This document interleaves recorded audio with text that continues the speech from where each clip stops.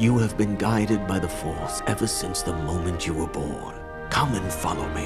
Help us restore peace to the galaxy and take your place as the 9th Jedi so we can re-establish the Jedi Order.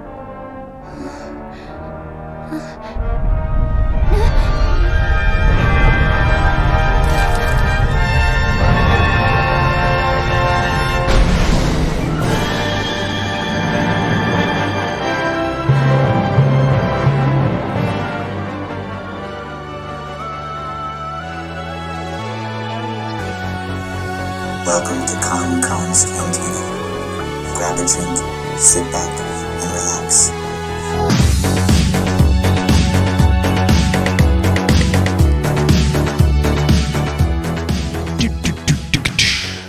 What is up, everybody?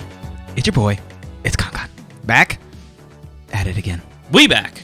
There it is. I am excited for this episode. I've been talking about it to you all day long. Hit your light. Hit down one for me. I don't know how that happened. There we go. Way better. Jay, look at how handsome you look now. Thanks. Guys, what is up? KonKon's Cantina. Back at it again, guys. This week, of course, we are going to be talking about another episode of Visions. This one, Justin, you were saying this might quickly risen to the top of my favorites, I think. Officially. Listen, you're I'll putting sell the statement. it the whole episode. I will sell it. It was the duel. The duel, even after we finished watching everything, but after kind of breaking these down, this, as of right now, there's still a couple more that we're going to cover, but as of right now, this is definitely my favorite. This one is definitely good. The overall story is really good. The characters are really good. There's a lot of characters, and art style is great. Music is great. I'm interested. Music is really, really good. They did Rogue One type stuff where the beginning, you're like, oh, this is a Star Wars. Oh, I see what you did. It's like it starts just like a Star Wars song, and then it kind of gets their own original. Yeah, it goes original. Once again, guys, this week we are going to be talking about Episode 5, The 9th Jedi in Star Wars Visions. I wonder, I saw so many Star Wars YouTubers, and a lot of people like covered this series, all episodes. Yeah, I've seen that. Literally in less than 20 minutes. And they do like a paragraph blurb for each episode and just bang them out. Dude, these take way more. I'm sorry. This is really good Star Wars content. Oh, yeah. And especially like an episode like this, there's a ton of canon things that you can research, history, implications, like things pulled from, even some EU stuff pulled from novels and comic books into this episode. This episode's amazing. Yeah, you can't write a paragraph and give a synapse of what this episode is. Yeah, I think multiple of these episodes fall under that exact same category. The next episode, you can just punt that one in the trash. But well, Technicolor droid boy is going to be talking about a Technicolor droid. Maybe he'll turn me around and you around like you did with the Tatooine Rhapsody. Hey, we're talking about the dumb Toby. Listen, little Toby One Astro Kenobi. Boy. Astro Boy. Yeah, that's definitely going to be next episode. Week. Guys, housekeeping really quick. You already know. I got to say it. If you are new to this podcast, thank you very much. Sign up for our OnlyFans. We only post Star Wars feet pictures. Opening toy unboxing videos where we lightsabers force Konnor vibrate. to open Pokemon cards. Yes. He cannot sell them for profit. He has to open them live. Hey. Shh. We don't do that here. I like that idea. This is a legit operation. A whole stream where the Senate will we force people to open their valued collectible items that are mint in box sealed. Ooh, you know what you're opening? What am I opening? You're the new... No! Not my Sentinel. Not the Sentinel. Guys, housekeeping real quick. You already know. I got to go through it quickly. Thank you very much for clicking on this week's episode. We very, very much appreciate it. Listens have been up, so we appreciate it. However... we have not had very many new ratings. If you are enjoying the podcast, Apple reviews. Apple reviews, wherever you're listening to this episode, please 5 stars. It very much helps the podcast, and we appreciate it. Of course, we have the Instagram, Facebook. We have everything at KonKon's Cantina, and me and Natasha, we started our own little thing. We got our Disney passes back, and we have the Castle's Cantina. So if you're looking for more Disney stuff, we have that Instagram going on as well. Of course, this episode is sponsored by our Patreon group. We appreciate every single one of you, and we very much appreciate your continued support. I want to also give a little shout out Go to ahead. one of my old friends who is a saber maker that we have been following and loving his stuff for months, years. I don't know how long. Yeah, this is like almost an embarrassing story. It really is, but I have a quick embarrassing story after this, by the way. Yeah. Space Junk Sabers. Follow Yes. them on any social media. Space Junk Sabers. Some of the most beautiful pieces of art. The hilts are not like you go into Disney and you get a oh my god, why can't I think of Savvy what Sabers. not the Savvy Sabers, but even like the why can't I think Legacy? You like Yeah, the Legacy Sabers? Yeah. They're not something like that. These are so intricate, so One-offs. custom, one-off. Nobody will ever have the same thing as you. Beautiful saber hilts. Yeah. That he does only on commission. It's not like you can go buy like a give me the number one special. Everything is Everything's one-off. Yeah. But my good friend Nevin Varner, owner and operator of Space Junk Sabers, I've known for California, right? Pacific Northwest. He's up in Oregon. Son of a mother. Yeah, I know. Yeah. I was like, every I texted him today. I was like, every picture that you take looks like you're freaking posting it from Endor. From Endor. Yeah, straight from Endor. It's like, not only is it a beautiful saber, but it's freaking taken in Endor. In a world where a lightsaber maker lives on Endor. Check the him one, out. the only Space Junk. Yeah, anyway. But yeah, check him don't out. make an order before I do because he has Yeah, listen, commissions are long wait backing line up. right now. Okay, commissions are backing up, and we need to get to it. The agenda of this episode, of course, we will be talking about episode 5 of Star Wars Visions. I had some new. Let's just get this out of the way real quick. Sorry, guys. I know you want us to get to the Star Wars, but me and you need to talk about Genie. So if you don't know, me and Justin are Florida residents, which most of you probably know. And No big deal. Genie Plus just came out for Disney. And the reason why we're bringing this up is because when the podcast first started, we actually did a Disney episode. And we've been talking about revisiting it. I just got my pass back. For our first year, I mean, that was one of our things. We were like the Going to home Batu. of Batu East. Yeah. That was our thing for one of the things for the podcast. COVID happened, all that nonsense. Ruined our which hopes and dreams. Still going on, still ruining things. But I've gotten my... We back. We back. And I came back swinging, making 2 fire TikToks. And you've been there like 4 times this week. Listen, or last week. It is my home away from home. I have a one-story flat above Oga's Cantina. It's like you had your away year. You went away to college. Yes. You're back home now. Back You're home. Back where you belong. Back better than ever. I love how I make these Star Wars TikToks. Still don't have a TikTok for the podcast. You know what? We're gonna make it after this episode so that we can make funny stuff. We need to. So that was a preference. Who's to going to make the content, though? content? No. God dang, I walked into it. Yeah, you did. Preference to we're going to do another Disney episode coming up. It's probably going to be after Visions, or it might not. It depends on time. We might be able to there's do a lot bonus. of changes. There's a lot of changes for us Florida residents as well as out-of-towners that visit. Yeah. That we can teach you the tricks of the trade. We can Yeah. teach you what to pay for because there's a lot of paid options now. A lot of new paid Fast options. passes are gone. Now there's lightning lines. Yeah. Now there's premium rides that are on top of paying for the lightning lines. So we'll tell you. We're going to do a whole episode. What to spend your money on, what to do, what not to do. Yeah, there's a lot to it. I think it's definitely worthwhile. Before we get into this recap, guys, Oh, you know where we're going. we are a Cantina podcast, and we're going to go into the Cantina. Mark Thompson, Right. original voice, does Now. this.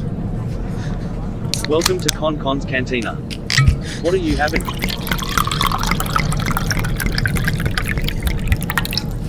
But remember, no droids. The irony of that droid drinking tea, and this dude's like, Oh no God. droids. I'm drinking something absolutely horrible, and I can't wait to tell you about it. I don't know. Yeah, you made your drink out of So- the room, so I don't know what you have at Dude, all. So we had a little house party.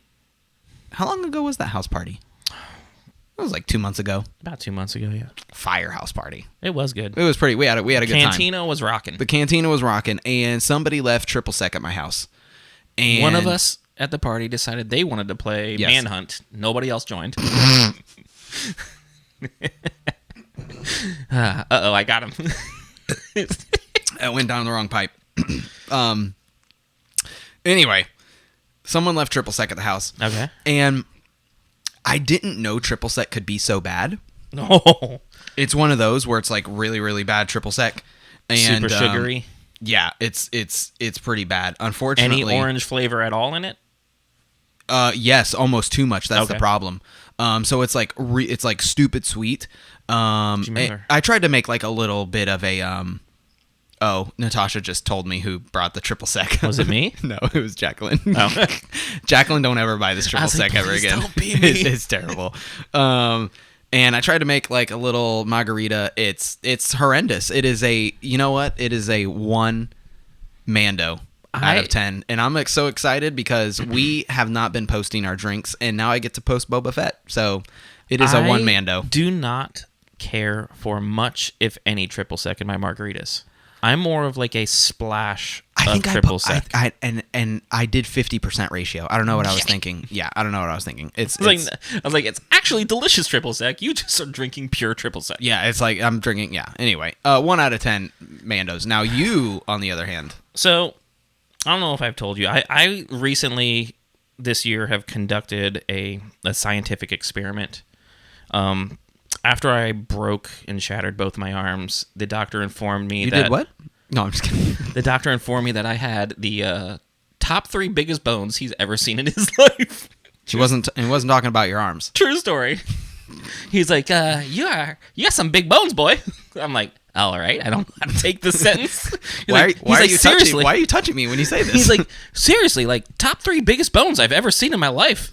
I'm like, I don't know how to take this. So I've taken part in a scientific experiment to see the maximum threshold of weight my big bones can take. I've reached it. Yes. I can't get any bigger. Can't go. Bones have reached their max. That's it. So I'm on a diet.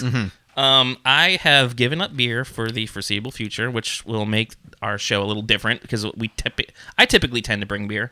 But I am drinking a tequila and tonic. This is a tequila I've never seen before. Tequila's good. Yes, it is. This is a 21 seeds Valencia orange Blanco tequila infused with orange flavor. 35% alcohol, handcrafted in Jalisco, Mexico. It's good. It was like $25 for the bottle. There's only one left, so typically if I see something that's selling out or only one bottle left, I assume it's going to be decent and it's not a hunk of trash. So I did about a 50-50 mix, maybe a little heavier on tequila than tonic, of just straight tequila, straight tonic, no lemon, no lime, no lime, no triple sec, no other mixer, just a tequila tonic neat with some ice, and it is delicious. It is super refreshing. I actually use 0 sugar tonic, in case you're wondering, because I'm super healthy now.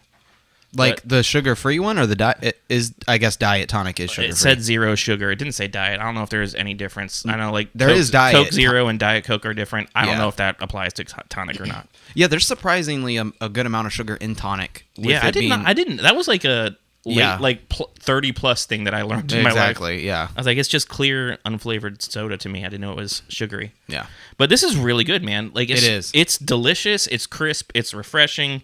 You can mix it strong if you want to really knock your socks off, or you can mix it. You can mix it lighter. The orange flavor in here is really good. Show the people the type of vodka. The tequila. Oh yeah, sorry, tequila. The sometimes flavored liquors can be good. Sometimes flavored liquors can be back a little bit. There you go. Sometimes the flavored liquors can be artificial tasting. This does not taste artificial to me. This tastes like it's almost close to you squeezed a fresh orange in my tequila. Yeah, it doesn't have that artificial orange flavor. This has artificial orange flavor. I definitely recommend this, especially it's a very low-calorie drink because I don't know if you know this, but I'm super fit, and fitness is my life. Do you even lift pro? Yeah, come on, get with it. But yeah. How many Mandos? Honestly, I give this a 9 Mandos. 9 Mandos? Dude, I am in love with this drink. But back it down a little bit. I could drink this any time of the day. Daytime, nighttime, breakfast. Any time of the day. Well, I normally at least wait till 9:30. It probably would be good with some eggs. I'm not gonna lie. I'd recommend it. 21 seeds. If you see it, grab a bottle. They also had another weird fruit that I didn't know. Do I tell my quick embarrassing story now, or do we break up the recap with the embarrassing story in the middle? How long's your embarrassing story? Is it like a shorty? All right, we're doing it in the middle. Let's do it in the middle. All right. Let's get some Star Wars content. Star Wars content. Podcast. Sorry, I know. My gosh, guys. All right. Episode 5 of Visions. Getting into the recap. Once again, the episode title is The Ninth Jedi, and I believe you have some information for this creator, the Oh, studio. yes. The Yes, yes, yes. Yeah, you told me the studio was fire. So this is the first big boy studio. Big boys. Well, they're all big boy studios, but this is one we're going to recognize, right? I don't think that they're all big boy compared to this. Okay. Like, this is a different level. Hit me with the big bones. So production IG was started in 87, and their history of works is so amazingly long because it's starting from the late 80s through to now, and it's video games, TV shows, live action shows, anime movies, mangas, everything. Like these guys have done a lot. So I'm just going to scroll through and just say the ones that let's start with some Parappa the Rapper. Okay. Started off strong. I'm Yeah. like, what? We got some Sands of Destruction, Bunny Drop, Prince of Tennis. They have a whole bunch of Prince of Tennis games. Oh, what's this little guy? Ghost in the Shell. Oh, okay. That makes, yeah. The art style looks so familiar in this one, and I was like, did they do Bleach? Because it gave me, but how everything is so soft, like almost like it's through a film lens. I can see the Ghost in the Shell stuff. That's huge. Like Ghost in the Shell TV shows, the original Ghost in the Shell, Ghost in the Shell movies, video games. You've seen the original Ghost in the Shell? Oh yeah, yeah. Like it was on Toonami. I rented that sucker from Blockbuster. Like in the I day. was young. I thought I was seeing titties for the first time. Dude, their list: Tekken 3. They worked on Tekken 3, Batman, Gotham Knight. Like they have done everything from anime to if these people, Batman to Tekken to video game. Like if me and you were ever separate, these people brought us together. Yeah, Tekken and this Batman. is just like a never. Like I'm like stalling because there's so many. I'm scrolling through trying to find things. All right, well, let's just start with this recap. So, the episode starts in what I would consider a classic Star Wars fashion. We start in space. We don't get like a spaceship right away, but we do get one. We have a narrator telling us the state of the galaxy. We're at war. I love this, like, we don't really know what period this is in. It seems like it's very, very far. Very, very far. Late. It almost reminds me of, like, similar to the first episode. Like a Ronin, like, there's still war. I think this is even past that. This is almost like thousands of years after, like, let's call it, like, the sequel trilogy versus, like, other stories that we've gotten even older than High Republic stuff that's, like, thousands of years before the Jedi Order. This seems like the complete you think this is opposite. Before? No. I'm saying like this is the complete opposite. Oh, like we've never went this direction. Oh, we've never gone this far. Yeah, like we've done stories that are thousands of years back. This is the first time that it's thousands of years forward. Is the kind of vibe that I get. I can see that. Jedi and their lightsabers, along with Sith, are almost all but extinct. Sith are trying to start a new Sith order. A giant asteroid floats through space. Giant claw machine then grabs the asteroid. I don't have it ready, but the claw. Wait, you did it way better than me. The claw. Comes out and grabs the asteroid. An unknown spacecraft then lands on a space station that is seemingly made into an asteroid. And this is the thing that I like. This is the first episode that has taken the time to set the story. Every other episode so far, we haven't gotten like this is on the longer side too. This is 21 minutes and change. Yeah. I think this is the longest episode in the whole. This is an anime episode. Yeah, for sure. Yeah. And the thing that I like, and I think it's one of the things that makes this episode easier to connect with, is like that narrator that you were talking about, and how he has this whole monologue. It's a Star Wars crawl. Yeah, literally without the crawl. I never even thought of that. That's what it is. Like he's just like when A New Hope came out.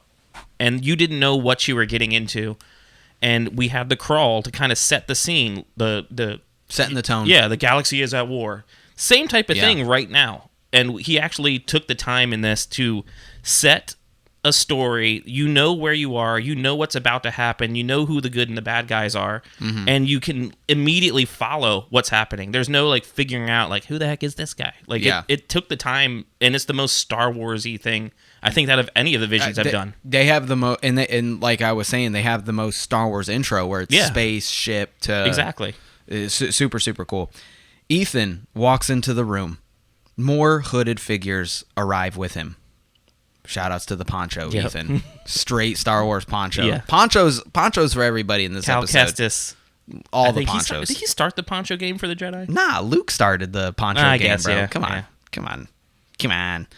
All the robed figures also have answered the call from a unknown figure named Juro. Juro is seeking to return the Jedi Order to the galaxy. Juro will grant each of the answers from the message with a lightsaber. The planet below, as we are being told by the characters, has a deposit of kyber crystals. Shout out to finally being in the Outer Rim and not being in freaking Tatooine. And we never get the name of this planet. This planet kind of has it all. We have desert. No, they do say it because they do he's say the name? he's the Mongrave of the name of the planet. And I didn't write it down. No. That's not the name of the planet. That's Yeah, this no. temple. Right, but he's the leader.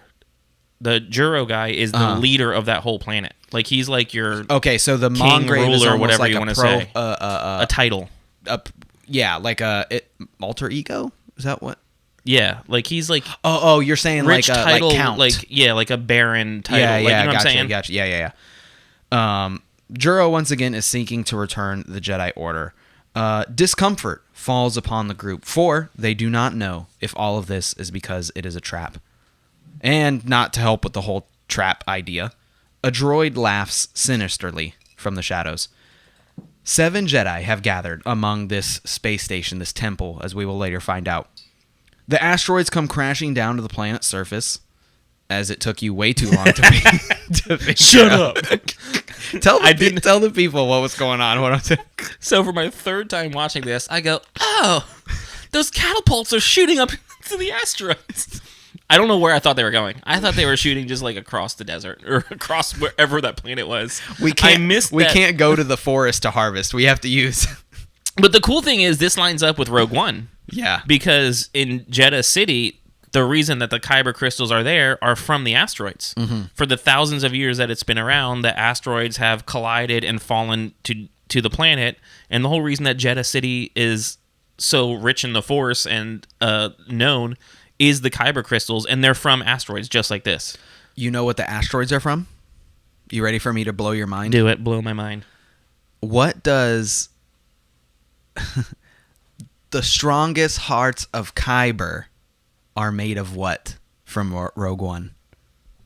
I don't remember what Stars. you're going for. Okay. Stars, suns, right? When a sun collapses and it isn't burning, it's like an asteroid at the core of it. Yeah. The strongest stars have hearts of kyber is what is said in Rogue One. So that might be like little headcanon, but you know, other stars, wherever, we don't really know exactly where they come from, but yeah. I tried to get sense. like really deep there, and it didn't fly. I'm not gonna lie. Well, yeah, whatever. You know, whatever. Yeah, come on. A young girl then runs down to greet the asteroids that are falling to the surface. Then she walks into what seems to be a workshop or her father's house, her house. A young girl walks in to greet her father. She walks over in excitement as she notices that her father has finished all of the lightsabers for the new Jedi. Yeah, it opens with him with that laser shooting into the kyber crystal and some type of, call it a forge. Mm-hmm. Yeah, and he's ting, ting, ting, hammering that kyber crystal, which at that time we're like, the heck is he doing? It was kind of glowing a little bit. Yeah, and I don't think that I wrote this down, but let's just talk about this real quick, because he's done something that we've never heard of in Star Wars ever. A tempered kyber crystal. That was the word. He has tempered kyber crystals, and he did this to adapt to the wielder. Mm-hmm. And I it's not that I didn't like it, but it reminds me of bleeding kyber crystals. Yep. Bleeding the kyber crystals. What the Sith do, which is now canon, which I still like the idea of creating your own kyber crystal for it to be stronger, synthetic. Anyway, that's a cool thing, because now we have more tampering with kyber crystals to make them do something else. Yep. Like, so to make them red or to make them adapt to the user.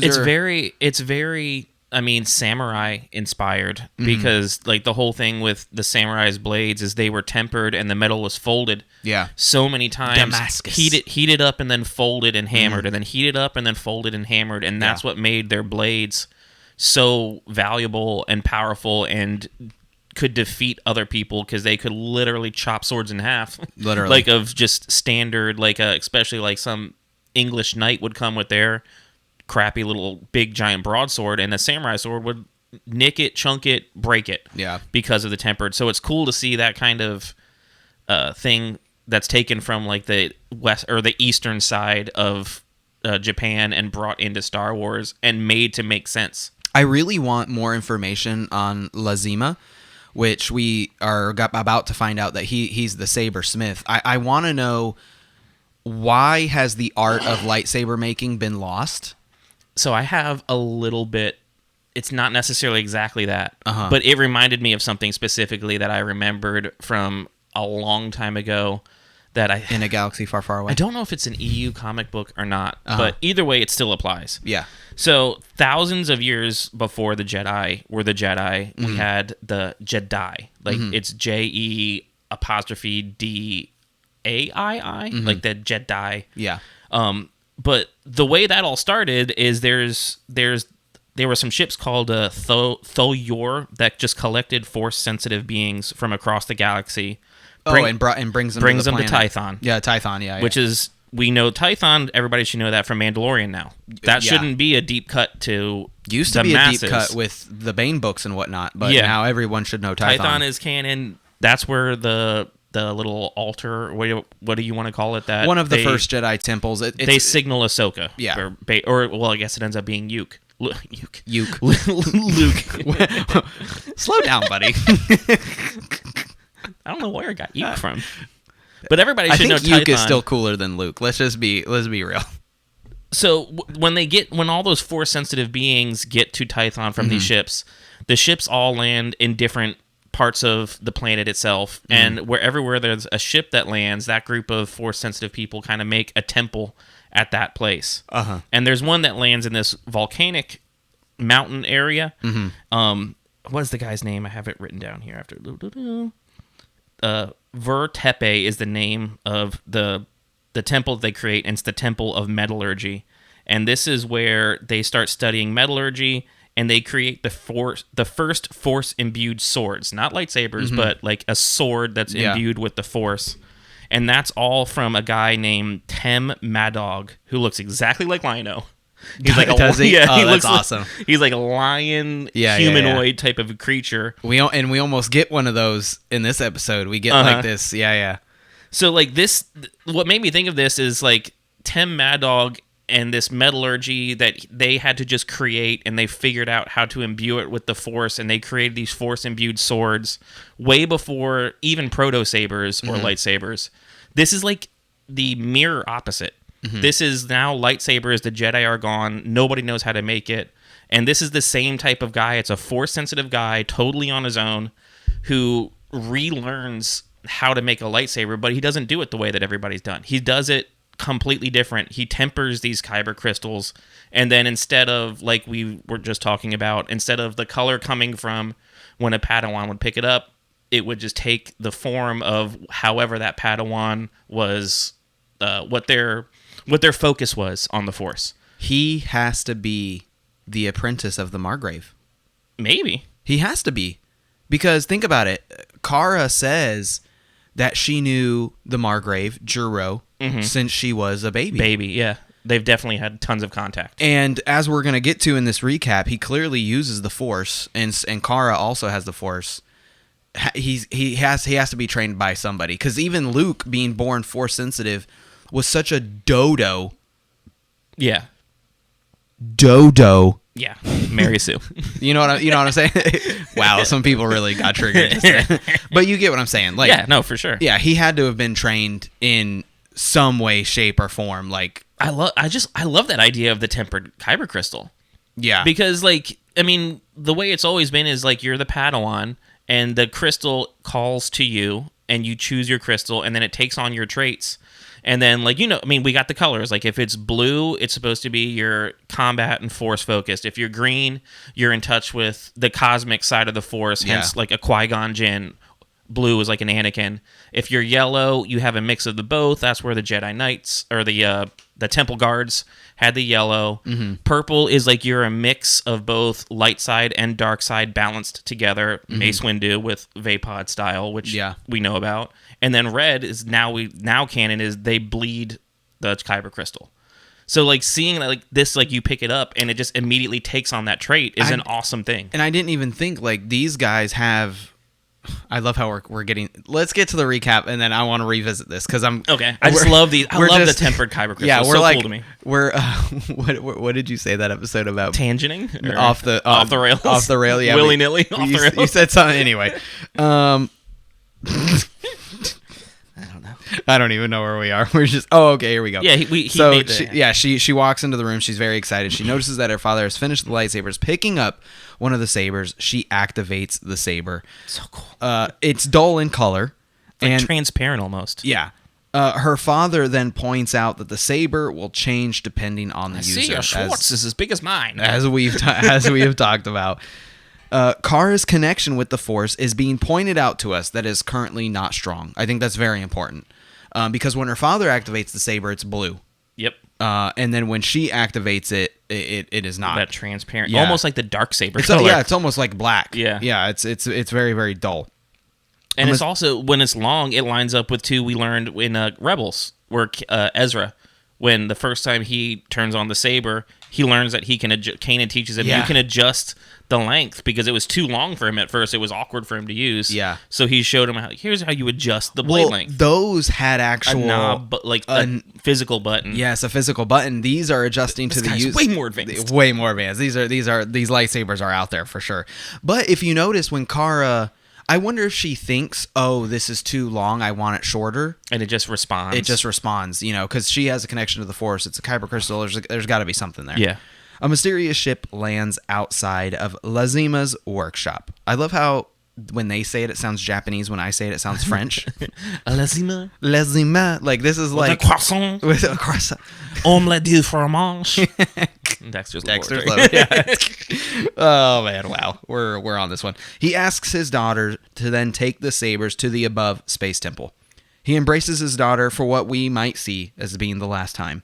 Quote, Kara, be careful, and may the Force be with you. End quote. Two bounty hunter type figures then bust through the door, asking if Lazima is the sabersmith that they are after. After a confrontation, Lazima uses the Force to block a laser bolt, sending a ricochet into his kyber furnace, causing an explosion. Straight up Vader on Cloud City. Yes. Straight up. Just not Kylo where he pauses it in the air, like just Vader like deflect. I got a question. I asked you about this earlier. More around than long. I was wondering if no, sorry. Unfazed. No, like no, I gotta tell you what's going on now. Caller ID is getting like way too advanced. Oh yeah, it says people's names when they call you. And it says people's names, and it's making me think like it's a contact in your phone. Yes. And I'm like, who in the world is calling me? And I have no idea. Don't you know we're recording? Put your phone on airplane mode. Who these people are. Dude, this is like the third time it's happened like since we started recording. Anyway, caller ID on iPhones needs to stop. Just give me a phone I can hit ignore on. I'm so distracted now. I'm sorry. Pick me back up where we were. What were you saying? The bounty hunt, or I guess the Sith hunters came. Jedi hunters is what they end up being called. Yeah. Jedi hunters. Yeah. So the Jedi hunters come. Darth Vader. He blocks it. Ricochet goes in. Oh, this was my question. If the kyber crystals can take the energy and produce a saber, and then take scrutiny from other lasers and be in a furnace, how they tempered it, I feel like a simple blaster bolt going into the furnace and it exploding was a little much. Yeah, but what if it was like that blaster bolt went into, like, there has to be a fuel for that heat. Yeah. So there's some type of a power pack, some type of a fuel that's powering that whole thing. If he shot that, which he probably deflected it into that on purpose, if you think about it, he would know his house and his forge way better. And if he uses the Force to direct a blaster bolt, any trained Force user, they'd block stuff. They send it back at the user. Yeah. It's not too far to imagine that he blocked it into that furnace to make the giant explosion so his daughter, Kara, could escape. So Kara then jumps on her speeder bike. Swoop bike gang. Come on, Swoop guys. bike. The shirt's coming. The shirt's coming. At least a Swoop. At least a sticker. At least a sticker. Swoop bike gang. She jumps on her speeder. It's what we all want from Star Wars. Boys. Would you? Okay, if you had a choice between a swoop bike and a lightsaber, Ooh. that's a hard one. Oh, man. I'll pick the swoop bike. As long as the swoop bike will never run out of power. See, but I could chop your swoop bike in half with my lightsaber, and you couldn't really do... You can't run it over. It hovers. Why would you chop my swoop bike in I'm half? saying, one's more powerful. You've just picked a lightsaber so that you can kill my swoop bike. Just like she did to the guy on the ice. Yeah, she did. All right, let's get back to the recap. You freaking douche. That's all you want to do is ruin my good time. My arms can't do that, let's be real. Okay. The lightsaber will do it for you.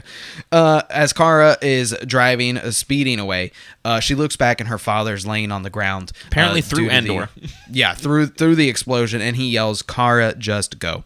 One of the Sith hunters then pursues Kara back to the space temple. One of the Elka questions... bongs her dad on the head with the butt of a Oh, yeah. gun. Go to sleep. Go to sleep. Goodbye. One of the questions that is brought up is, what are the Margrave's intentions? These Jedi want to know. The main droid that we've now seen pulls out one single lightsaber. Ethan grabs the lightsaber. Go ahead. With a logo on it. Like his little... which is fast. This is the Margrave's kind of his symbol. Yeah. And it is so close to being fulcrum. Mm-hmm. And to me, like, just the idea that we're hundreds, if not thousands of years past the Jedi Order being in existence, past the new...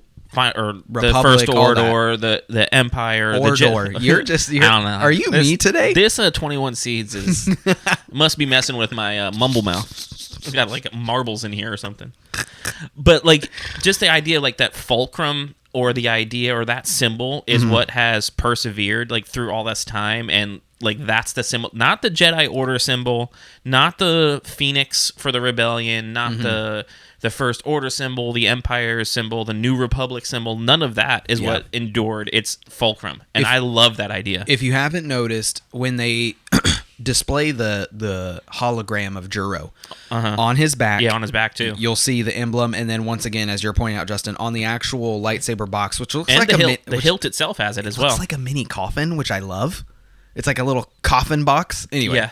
it has that same symbol, which is super cool, and I think it's directly done on purpose. It's so close. I didn't put them side by side, but it's close enough that I thought it was fulcrum at first, 100%. but looked a little off. Yeah, just a little bit different. Ethan then ignites the lightsaber in a lovely blue. The Sith hunters then begin to shoot at Kara in the woods. I don't mean to cut you off. That episode could have been poorly different because the other he grabs air it at quotes first. Jedi is holding it amaze and is getting ready to turn it on. Yeah. And then Ethan's like, "Can I please hold it, sir?" Like, so innocent, and hands it over. If he would have turned that on and it would have been red, that would have been the episode would have been done. Yeah, and I mean, obviously, it's plot armor, right? Yeah, because no, we need for to sure. get we need to get the It's shock just later. cool to think about, like, how close that was to going awry. On your first watch, you asked me this. At this point, what was the idea of what's going to go wrong? Because not enough had gone wrong yet. Yeah.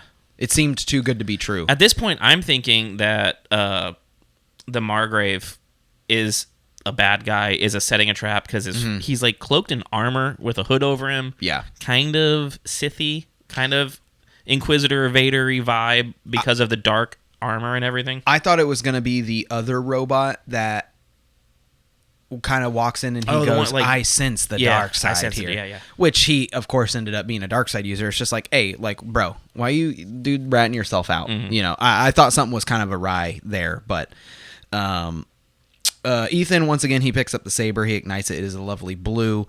Deflecting the blaster bolts, Kara is once again being hunted by the Jedi hunters. Across the ice. Across the ice. Very indoor vibes, as me and you talked about. Speeder bike scene. Loved the callback if it was done on purpose. You know, has to be to a certain extent, because once again, she dismounts her speeder bike or swoop bike and then cuts down the speeder of her pursuer. Exactly like I would do to your speeder. Don't you touch my speeder. My speeder is made of best And then I would precisely slice your little jean jacket off that said swoop bike boys. Too much. Too far. Went too far. Too far. Kara then arrives at the shipyard looking for a pilot. You got to bring this up. So as she walks up, I was waiting for this scene. I was like, tell me what's wrong with this scene. Yeah. She's walking up to the droid. Yeah. Who's freaking drinking tea. Yeah. Like straight up teapot, teacup, pours the tea and then slurps it through a tea straw into his mouth. And then like, I don't have a huge problem with this because I wonder if it's similar to C-3PO taking the oil bath in A New Hope. Like, I'm trying to... It's tea. It's tea. It's straight up tea. It's tea.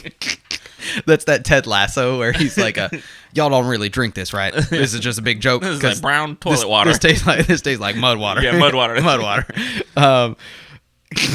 Ted Lasso. If you haven't watched Ted Lasso, it's Apple TV. It's good. Anyway. Super odd, but I mean, did you find it funny? Yeah, it was kind It's of an funny. anime version Yeah. of Star Wars. It's going to have It's like like some the- over the topness to it. It's the oil can. Right? I Yeah. mean that's how I took it. It could be some type of lubricant, and it's like a weird droid delicacy. I'm wondering why she can use the Force, wield a lightsaber, drive a swoop bike, can't drive a ship. That's a good question. Didn't take me out of it. I'm just thinking of that now. Like, Yeah, that's a good why? question. Like, were they pointless? Like, were they just? Well, maybe she just never had the opportunity to be behind the controls before. I don't know. That's a really good question. Because she's not very far from the shipyard. And she's obviously been to that temple before. Yeah. Because she knew exactly what it was, where it was, and how to get Yeah, that's just a little odd. Just something like, it seems like everybody in Star Wars is a mechanic who can freaking fly a ship. So why can't she? But anyway, she then arrives at the temple, pleading with the so-called Jedi. She begs them to take the sabers that she has brought for them to save her father from the Jedi hunters. Mm-hmm. As they pick up their sabers, they ignite them. Not to red, or it is to red. You blew it. Yeah, dang it. I was going for this amazing delivery. It's just right out the window. We'll delete this and redo it. Spoiler alert. Wait. No, they're red. That's it. They're encircled by red sabers. They're encircled by red sabers. The Margrave then emerges from the droid that we have seen from the beginning of the show, which I honestly was not expecting. Did not either. I thought he was going to be that was completely a great separate. surprise. Yeah, I really enjoyed that. The Acolytes of the Sith then turn on Juro, explaining that they are there to end his attempt at restoring the Jedi Order. I liked that they brought out that they were Acolytes, because that's a callback to the Old Republic. Yes. And an Acolyte being a follower of the dark side, because once again, they're both seeking restoring their orders. They're both seeking the Sith and the other side seeking the Jedi. And they make it a point, too, to say that they don't just say necessarily Jedi. Everybody is a masterless Jedi. Yeah. They said that like several times, just like an acolyte. They're not a fully trained Sith.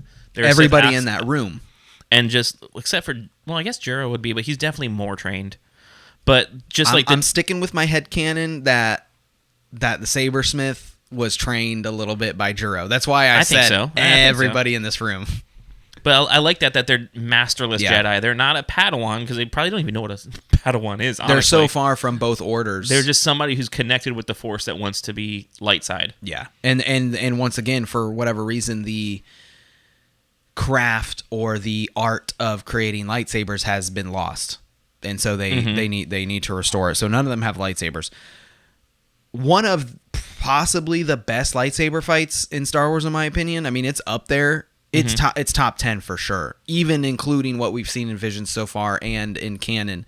One by one, Juro cuts down the Sith acolytes. This is kind of funny if they're completely never even held a lightsaber before. How they're all You made this Jedi point. I like or masters of combat. bring out your point about Kara too. Yeah. Oh, well, I'll read the thing. So, continuing with the recap, Ethan and Kara then join the fight. So Kara, to me, should be the only one besides Juro that knows how to fight. which we can see Ethan doesn't know what the heck he's doing because he just kind of gets murked the entire time, just beaten up. Oh, shout outs to Juro, like literally giving Ethan his lightsaber, by the way. That had to have been his. Because the way he gets his lightsaber when the fight starts is he takes it from the other guy. From one of the Sith Acolytes, and then it goes from red to green. Yeah. Yeah. But she is the one that is the daughter of the Sabersmith. She obviously immediately picks up the lightsaber in the beginning of the episode, and 49's her little droid.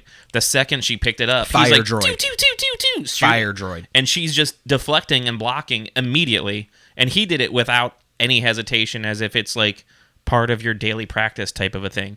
So she should be awesome. And she was super acrobatic and more Jedi style fighting compared to Ethan, who's kind of like Dodo stumbling his way through. She was very Ataru-ish, which is Yoda. Very, very acrobatic, like you're saying, jumps around. Back to really quick 49's. We never really talked about 49's. We did skim over really, really liked 49's. I liked his character design. I liked the personality they gave him. Is it Pixar? There's a robot that looks so similar to him. He reminded me of and I can't think of his designation now, but Cal Kestis's little droid. That's the little one. It would jump on his back. Little T-Rex.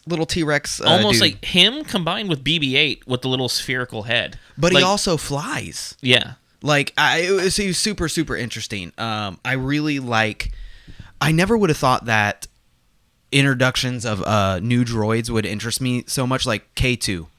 Oh, my gosh. The style of K2 is cool. He's my best man at my wedding. And, yeah, he is. And... he's just cool, period. Like, he's just cool. Like, his style's cool, and then obviously the humor and everything's cool. I really, really enjoyed this droid. I loved that his arms stay together, but then they pop out for emphasis. Reminded me of BB-8 with and the lighter. Thumbs up lighter. Yeah, just things that he does for expression. And he was also her training droid, like you said, which was super, super cool. I really enjoyed that. Locked into battle.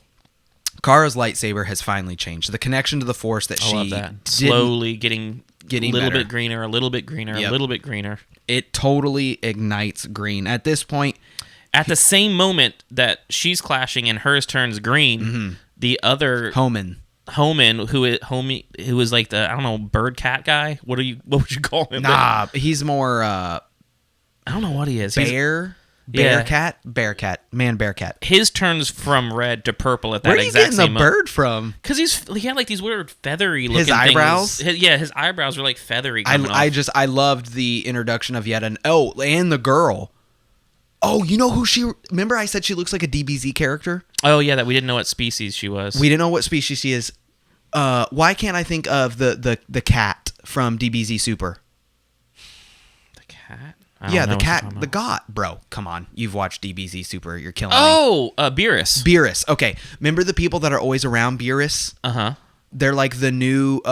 His guardian. I can't think of what the. Bro, stupid tell name me is. she doesn't look exactly like them. Yeah. I see that now. When I said, I was like, oh, she looks DBZ. I couldn't figure out what it was from DBZ, but it's DBZ Super. I mean, she looks just like that. Anyway, she gets gacked like immediately, like sliced across the chest, straight through it in half. No more breastises. They are gone. She just gets cut in half. They all get. What a way to go. Yeah, listen, just straight surgery, all gone. She got a mastectomy. Yeah, gone. The Margrave then explains his plans. This is after the point where all the Sith Acolytes have been killed. We're pretty sure that the main Sith Acolyte guy was unnamed. It seemed like everybody was named except him. He shot the red lightning, almost like the Force drain. Well, I have a little blurb on that Force lightning. Give me the blurb. Think about this. What is the only other time that you can think of red Force lightning? It does have a canon explanation, and you know it. It's one of your favorite things. It's in Clone Wars. Okay, it's in Clone Wars? It's in Clone Wars. Oh, wow. If it's in Clone series, Wars... one of your favorite arcs. It's in the Bane arc. No. The Mortis arc. The Mortis arc. Oh, yeah. Well, okay, so Force lightning, even in EU, was explained to not just be a dark side power. Like, well, I got something on that. You got something more on it? Well, going to Knights Sun. of the Old Republic 2, that's when we kind of got the introduction of Force Drain through Darth Nihilus and whatnot. And that's what I've always associated with. But that's not, unfortunately, it's not canon yet. Don't Hopefully it will be. Bring it up. Anyway. But The canon explanation is Yeah. red force lightning is like drastically more powerful than blue. And the only other time Well, shout outs to this guy. canonically that we've ever seen it is the sun in the Mortis arc. Yes. And that's the only other time that we've seen it. Like, you think of Palpatine, you think of Dooku, they had blue. Yep. So it's also not surprising that if you don't have lightsabers and you're a Sith, you don't have something to practice except your Force powers. So it would kind of lend itself like your Force powers are probably going to be way more trained and powerful than if you have a lightsaber. But the other cool thing that I found while researching this is the light side does have a version of Force lightning, and it's called Electric Judgment, and none other than Luke Skywalker. It's not who discovers it. Oh. Dave Filoni's favorite Jedi discovers this Plo Koon. during the Clone Wars, and I love that it's called Electric Judgment. Yeah. That's so cool. Plo Koon, however you want to say we need it. some novels on him, man. That's a Jedi that we haven't gotten, like a full-on novel and story. Or follow me.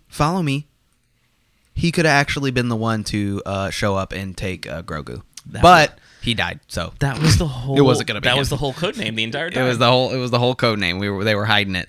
And it's cool how you're saying like the red is the most powerful, because Juro has no problem cutting down these Sith acolytes one after another. He cuts them down, and then when he uses this lightning, you see the struggle from both parties. Mm-hmm. It's obviously a struggle for him using it. Mm-hmm. And it overpowers Juro in the sense where it destroys his mask. Yeah. We now see he's an older humanoid. Mm-hmm. You know, he looks like a regular white guy. And dude's my grandpa. Shout outs. Come on. And it overpowers him and destroys it. And then, of course, he picks him up and he throws him like into this kyber crystal area, which we had some questions. Spontaneous internal combustion, apparently, when you touch a kyber crystal. Yeah, apparently we had some questions about it. It seemed odd. Wow, I got hiccups. I'm fine with it. It's one of those things like I don't really understand why he did that, but it's anime. At the same time, like that's the dang thing that you have to remember. This is anime. It's not a live action movie. Like there's gonna be some over the topness with an anime.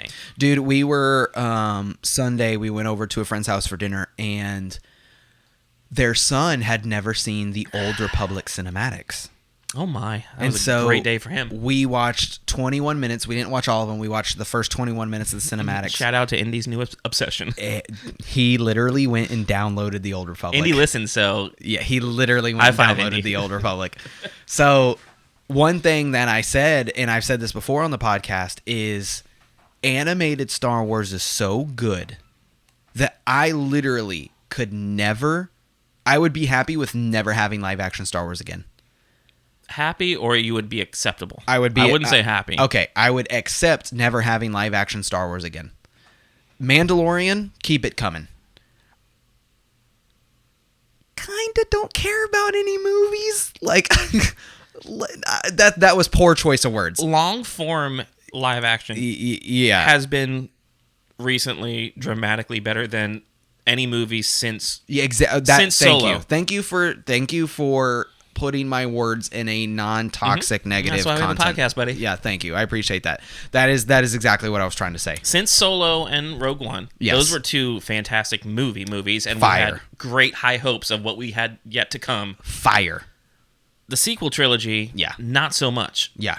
But the long format of Disney Plus's TV shows so far has been amazing. Mandalorian, both seasons. What we've seen of Cassian, what we've seen of Obi-Wan, what we've seen of Book of Boba Fett, all fantastic. So give us more. I would be fine with no more movies, because we learn the characters more through the long format of 8 episodes to begin with. 100% agree. Continuing with wrapping up with the recap, and then we can give our final thoughts on this episode. Margrave then explains what his plans were. You know, he tried to draw Jedi once again to establish the Jedi Order. Of unfortunately, Sith acolytes, members of the dark side, had intercepted the message. Ethan then wonders about the other Jedi that did not show. Ethan was the only Jedi who received one of the 7 to actually receive his message. But the Margrave assures him that they are out there. So they have not been killed. Not killed, yeah. They've just been simply replaced at the time. Yet again, why this is the best, because it's setting you up to, like, continue. And we're going to get our question here at the end of the episode. And then Kara takes her place, as you heard in the beginning opening audio of this episode, takes her place The as title of the episode. the night. And I've seen this episode 4 times, and I did not pick this up. Don't know why. Maybe after the fight I'd lost interest. I don't know. She is the 9th Jedi. Title of the episode, she takes her place as the 9th Jedi. You kind of started thinking it's going to be Ethan is kind of like your main character. He's the 8th. Yeah, he's the 8th. He's the 8th, and she becomes the 9th Jedi, which is really cool, and they restore the order. Final thoughts of this episode. You said that this might be your favorite episode. This is my favorite. If we were doing Mando scales, I would give it a 10. Everything about this I want to continue. You've got me hooked. Like, what happens to her dad? Yes. She wants to pursue her father. He's Yes. still alive. We even get a quick scene as she's in the ship with the droid going up to where everybody is to deliver the lightsabers. You see in the background the other ship taking off from the planet with her father on it. And I didn't she even notice that. Yeah, and that's when she goes, Oh, fathers. I was She's wondering. looking off Yes, to that yes, ship yes. with her father, who is the sabersmith, more than likely being captured to be forced to make sabers for the dark side. Galen Erso 2.0. Yeah, and like everything about this, the 9th Jedi, like they need to pursue those other 5 that are still alive. Yeah. They need to be trained. They need to pursue and try to find Jedi temples to learn to get holocrons and learn actually how to use the Force. Like there's so much that I want to see in this timeline. Yeah. This is way more interesting than High Republic to me. Yeah, I would agree. Now, we've talked about High Republic a little bit. You are further along than me. I do love High Republic, but I love this concept of, like, we've gotten those stories of before the Jedi existed. We've gotten stories of, like, their height, and we've gotten stories of a few years after they've been gone. But this is, like, taking the complete opposite turn, like, where you're thousands or hundreds of years, they're long past, gone, they're myths. More than in A New Hope. I mean, come on, realistically, there's no reason they should be myths that close. This is like a totally different era, and they're recreating everything, not from another Jedi that's still alive from the Clone Wars, but from scratch. I love it. We talked about this a little bit in the beginning. I loved the anime style. How did you feel about the anime style? Going along with what I said, this is the first big boy studio, Yeah. and it shows. Anime style. The art style was is crisp, on there. Yeah. clean, beautiful art. It's soft. It's not Soft light. It was for lack awesome. of better terms, half-ass drawn. Yeah. Like, No, it was really, really good. It looks like a fully produced show if this was just the first episode and it continued exactly that way forward, or a movie or a special. Who was your favorite character? So you've said this, I haven't said it. I 100%. The question we always ask is, do you want the story to continue? Continue. We have a couple of main episodes. Homan, surprisingly, the big cat, dog, bear guy, being one of them. He is now one of the Jedi. Yeah. And with a purple saber, With a purple what we saber. talked about is your balance between the dark and the light. Yep. I wouldn't be surprised if he ends up being a Vapod user. I wonder if her dad is one of these He's Jedi. definitely trained. He's got to be. He caught a blast with the Force. Knows how to use a saber. Well, I guess we didn't see him, but if she knows how to use it, we assume he knows how to use a saber. I 100% want the story to continue. I think Kara is a very interesting character. I'm also very interested in Ethan. And me and you tend to like young adult stuff. Don't know why, but we do. Yeah. Lost Stars. Gay. What's up, buddy? Lost Stars. What's the Bone show on Netflix? Why am I... Bone Show? Yeah, why am I blanking? Bone Show? I don't know what you're talking Shadow and Bone. about. Oh. Come on, bro. I like Bones with Help. Nathan Fillion? Help me out. I thought you were talking about like the early 2000s. Shout outs to Nathan Fillion. We need a Firefly Star Wars crossover. Anyway, you know what I think it is time for, Justin? Embarrassing story. I love this. All right. I love this bumper. Yeah, this We don't play this. we don't play it enough.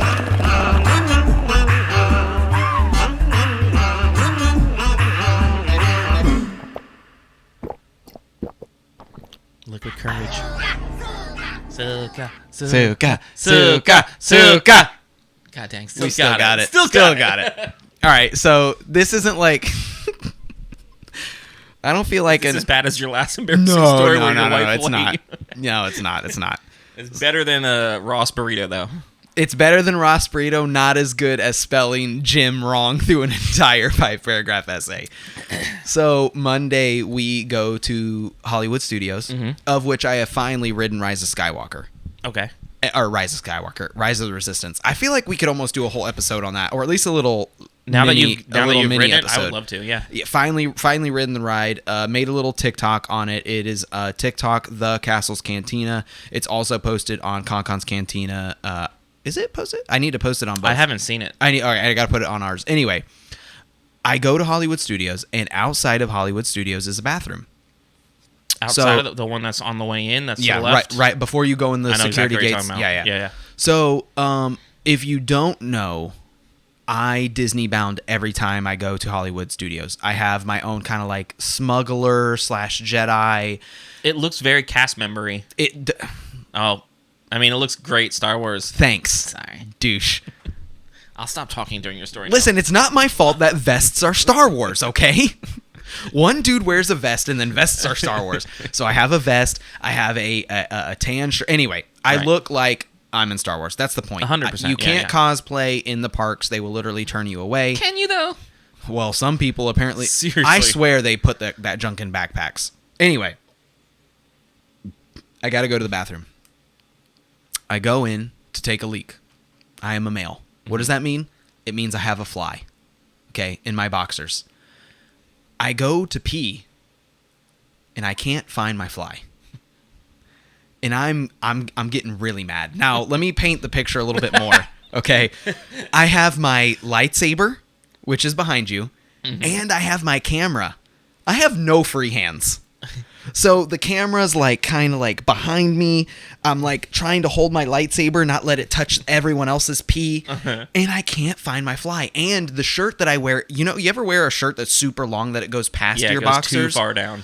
Oh my God. I'm trying to move it. It gets to the point where I'm like, what is going on? I put my lightsaber on the counter. I'm seconds away from ripping my underwear. I'm not kidding. Because I'm not about. You gotta pull like the 4-year-old move where you. I was just about to say, I'm not about to 3-year-old it where I just drop trowel. Okay. I put my underwear on backwards. Oh no! So I finally figure it out, and I'm like, I'm a grown man. I'm almost 30. I can't remember the last time I put my underwear on backwards. But I legitimately was trying to find a scene where I could rip I was so over it. Like, we got to the parks a little bit later than I wanted. I was super stressed out because I wanted to get on Rise of Skywalker or Rise of Resistance. And finally I was like, my freaking underwear are on backwards. And it gets worse. What kind of underwear was it? They were boxers. Okay, boxers is understandable. I was like, if it was boxer briefs, like not understandable. Not Exactly. understandable. Yeah. They were boxers, and as I'm standing at the urinal, my phone is vibrating, and I'm like, who's calling me at a time like this? And I grab my phone, and it's Natasha. What? It's Natasha calling me because I've been in the bathroom longer than I want to disclose. That was my Darth Vader. What? His parrot. Yeah. And finally, anyway, I got to use the bathroom. I didn't pee myself. I walk out, and I'm telling Natasha, she's like, what happened? What took so long? And I was like... It's like, guys never take longer than the girl to pee. Dude, I was like, my underwear are on backwards. She thought it was hilarious. That was it. Went into the park. Story continues. The embarrassing part's over, but I just want to talk about Rise of Resistance real quick. We went in, and this was the day before Genie Plus started. As we talked about in the beginning of this episode, we were talking about Disney Plus is a new thing. Love to do an episode on it. Yeah. I'm glad you want to do an episode on it, too. I think it's worthwhile for people who listen to this podcast, Florida residents and visitors all. And it might get us some other... I mean, it's a huge topic right now. I'm pretty sure we'll get sponsored by Disney if we do it. Of course. I mean, why wouldn't they?